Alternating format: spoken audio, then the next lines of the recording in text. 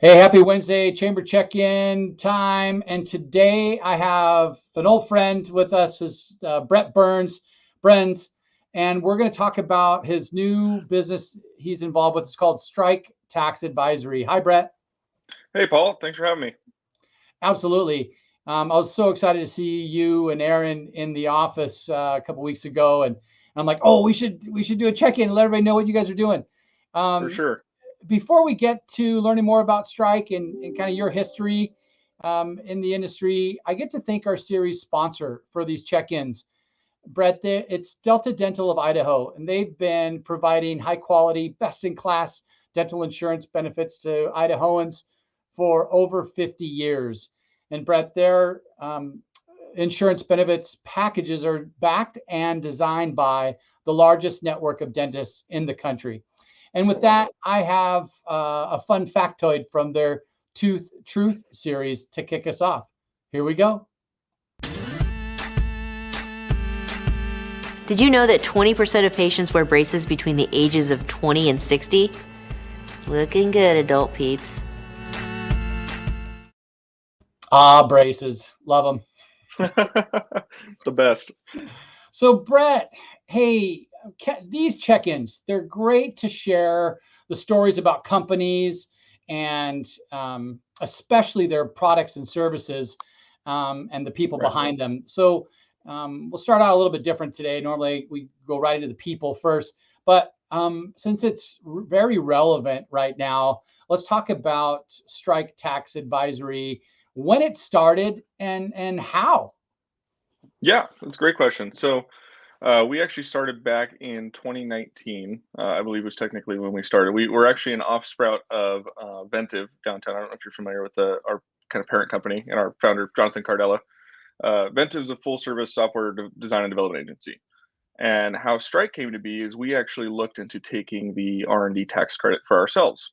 And when we went to do that, we just weren't big fans of the process, right? The traditional way of doing things with a lot of upfront fees, retainers, so on and so forth. You've got people that are CPAs or typical financial advisors, stuff like that, doing these studies that don't necessarily understand the granular details of how to qualify, for instance, a software startup like Ventive is, right? So when we're doing this study, we ended up getting qualified for what they thought was way less credits than what we thought was the correct answer. And so we ended up kind of piecing together this dream team ourselves, working with a couple of John's old contacts and doing the study ourselves in house. And what we ended up finding was significantly more credits than this other company had found for us. And so we thought, you know what? First of all, we didn't really know this credit existed until 6 months ago when Okay. this, in 2019, when we started doing the study and looking into it. Second of all, we're clearly able to identify how good, how much credits a company is entitled to, especially in the software space, because we know how software works, right? It's a very technically based credit. It requires expertise, knowing how to qualify those expenses. And so our founder, being the entrepreneur that he is, said, you know what, let's do it. Let's go spread the word and build a dream team of people that are from backgrounds in different industries, and let's change the way that this tax credit and kind of all tax credits are being done, here in the states. So that's kind of the general origin story. I love it. When you discover a need and fill that need, that's a valuable product. Um, Right. let's go back a little bit. So, Brett, you and I have known each other, I think, since about 2016, It's when been a you while. were Yeah. in the hospitality industry. So, why don't you give the listeners a little bit of background on your history of work and how Sure. you landed with Ventive in the beginning? Yeah. So initially from Southern California. So nobody hate me out there. Just kidding. Came up here to go to Boise State. Yeah, I started running my own startup for a while, and then ended up going into the hospitality industry. And that's where I met you initially, Paul.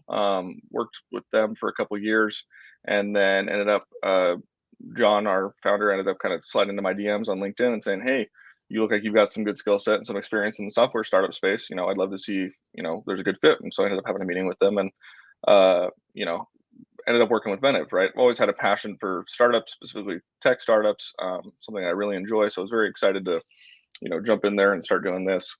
It's funny that I ended up with Strike, considering I never once thought I'm going to be, in the tax or finance space. I don't have a finance degree. I don't do anything like that, right? Not something I ever foresaw myself doing. And then when John decided to go and start Strike, he basically invited me to join him and was like, "Hey, do you want to come help me do this?" And I said, "I don't know anything about it, but sure, that sounds fun." A new adventure, right? And so, joined on with Strike after working with Venom for a very short amount of time, and have just kind of helped grow the company since then into to what it is today. And it's awesome because it's still what I love doing, right? It's helping young, small companies all the way up to potentially, even larger companies that we've worked with to grow and succeed, right? It's just rather than software and us building software for them as the tool, now it's helping them get these tax credits and get cash back in their pocket. So yeah, found a passion for something I didn't know I was going to find, and it was a lot of fun getting here. I'm sure there's so many undiscovered opportunities through these tax credits, and so number one is for R&D and research and design, Yeah, and development. research and development, right, of products. Right. And Idaho is known for making stuff, right? Yeah. So tell me a little bit about how the R&D tax credits work. And, it might be really fun to let others know that there's a wide swath of services that you guys provide for different industries. So let's just start with the R&D tax credits and Right. who's eligible. Right. Great question. It's incredible to me, talking to as many founders and even CPAs and fractional CFOs, stuff like that, that I've talked to now working for Strike, how many do not know that this credit exists, right? Right. It's because, like you said, there's so many different incentives. There's so many different, refunds and credits and different, parts of the tax code. The tax code's thousands and thousands of pages long. And even people, like CPAs who do tax for a living, they don't have time to get through all of that, right? This R&D tax code is a very small portion of the tax code, very, very small. And so if you could very easily blink and miss it, right? So basically the R&D tax credit it's been around since the 80s, but basically the design of it was to encourage companies to continue doing research and development here in the United States rather than shipping it overseas.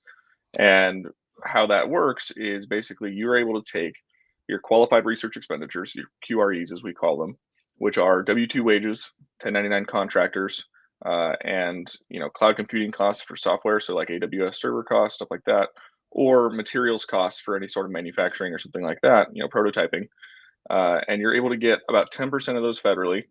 And then there's a good majority of the states, I believe it's 33 of the states, offer a state tax credit as well. So then, for instance, Idaho, it's somewhere between 2.5% and 3% is what you could normally get back at the state level. So if you're able to max out, federal and state, in the state of Idaho, you're getting, 12 to 13% back of whatever you spent on research and development, right? And so companies are out here spending hundreds of thousands of dollars, even millions of dollars on research and development, and are able to, 10 to 13% back is a significant amount of money that they're able to use to offset their tax liability and keep funding that innovation and keep doing those sort of things. So, and like you said, it's across way more industries than you would think, right? It's typically, in my mind, when I first started with Strike, I thought of R&D as guys in lab coats inventing new crazy things, out of a sci-fi movie, right? Right. But that's not necessarily what the IRS defines as R&D. R&D to the IRS is any sort of new creation of a product where there's any sort of risk involved with trial and error, right? So software development, civil engineering, developing new pharmaceuticals, developing even new plans. We worked with a lot of architecture firms, right? Even architecture plans are R&D, right? Until you get basically all the work up until you give the final product, final deliverable, final whatever, right, that you're presenting and putting forward as your service or product. Everything up to that point is R&D because it's unknown, right? You're testing it, you're having new iterations of the blueprints, you're having new, even stuff like beer and wine, spirits, stuff like that, right? You're trying to get the recipe just right, the formulation just right, all the way up to when you finally release that new beer. Then when that new beer is in production, after that, it's not R&D anymore. Everything up to that point is. So, like I said, applies to a ton of different industries. That's really cool. I'm so glad that we're having this conversation to get that message out. Now, you've talked a little bit about the industries that are served, and Right. something else that I saw on your website today that I was like, okay, this is cool. For the pandemic and all that employee money. Right. You have something that's called the Employee Retention Tax Credit. Tell Right. us, help educate us on what that is. Yeah, so this one's huge. Basically, we, for the most part, have been strictly research and development R&D tax credit since inception, right? We found a niche. This is what we want to focus on. It's a technical credit. We built a team around this. And, we work with a lot of CPAs and, angel investors, stuff like that. And a lot of them had reached out to us and said, hey, can you help us perform these studies for the employee retention tax credit? So we started working with them to start performing these studies. We got about 10 of them done under our belt, and we realized, oh my gosh, there's so much money out here for these businesses affected by the pandemic, right? So basically, what the employee retention tax credit is, and mind you, it's different than the PPP loans, right? Those paycheck protection loans are separate, right? So you can take both of these, just not on the same dollars of wages, right? So that's something that's really cool. Is a lot of people think that if they took one, they can't take the other. It's not true. You actually can. Which makes it even more powerful, right? Because you can use the PPP, you can use this as well. It's just another tool that the government gave back in 2020 with the CARES Act to help companies through the pandemic and through all of the hardships. And basically, what it allows is if you took a hit of 50% or more in 2020, or they expanded it to a 20% hit in 2021 as compared to 2019, you are able to get potentially up to $26,000 per employee as a direct refund. They will just come as a direct refund from the IRS. It's not, so the R&D tax credit is used to offset your tax liability. The ERTC is just going to come as a direct refund. So there's hundreds of thousands, millions of dollars out there for companies if they want to go after it. It's just about knowing about it and knowing how to go after it. And so then, yeah, we've started offering that service as well and helping companies with it. And it's been a really incredible thing. Wow, that's gotta ring loudly. I just put your website that on the ticker below and your personal cell phone. I hope you don't mind, Brett, for That's people fine. to reach out to you to take advantage of these additional tax credits. Brett, as we kind of come to the close in our share today, I want to give you a little bit more time to educate the audience if there's anything else that you want to share, whether it's an upcoming event or community involvement or just something maybe I didn't prepare for. Sure. Awesome. Well, that's something that I'm glad you asked. We actually had a separate webinar today. We work with a lot of partners to put on different webinars, educational stuff, and that's our big point, right, Paul? Is like we want to educate companies about, hey, here are the credits that exist. Here's how you can help your business, and then we've got the expert team backing that to help you perform that and do that and get it done, right? So we do a lot of educational webinars, stuff like that. So, if you guys are interested in that, feel free to reach out to me and I can make sure that I connect you with that. Another thing that we do, referring to partners, is we partner, like I said, with a lot of CPA firms or anybody really that might have a good Rolodex of companies that they know might qualify. So even for those people listening out there, if they don't personally qualify, if you guys might not qualify, but you've got a friend with a small business that was impacted by COVID, or you've got somebody who's running a software firm, or building some sort of new tech, or runs a civil engineering firm, something like that. We do offer a really great partnership program. You can find more details about that on our website as well. We'd love to talk with you.